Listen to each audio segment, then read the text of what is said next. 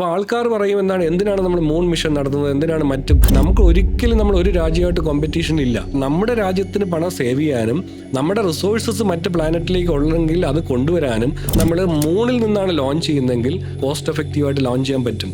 കാരണം ഐസ് അവിടെ അവൈലബിൾ ആണെന്ന് കണ്ടുപിടിച്ചു, ഇന്ത്യ തന്നെയാണ് കണ്ടുപിടിച്ചിരിക്കുന്നത്. അപ്പോൾ ഈ ഐസിനെ വിഘടിപ്പിച്ച് ഹൈഡ്രജനും ഓക്സിജനും ആയാൽ ഇത് തന്നെയാണ് ഫ്യൂവൽ എന്ന് പറയുന്നത്.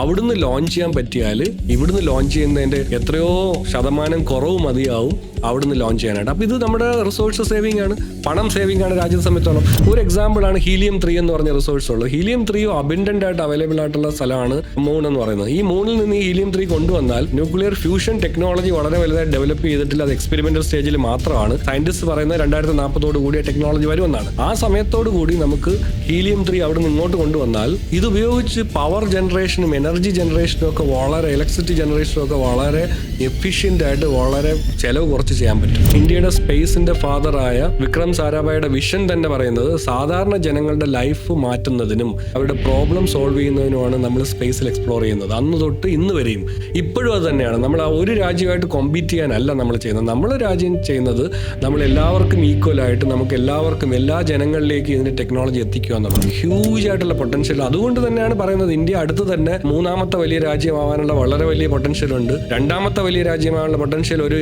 60-70 വർഷത്തിനകം 2ാമത്തെ വലിയ രാജ്യമാവാനുള്ള പൊട്ടൻഷ്യൽ ഉള്ള രാജ്യമാണ്. ആ പേസിലാണ് നമ്മൾ ഗ്രോ ചെയ്യുന്നത്.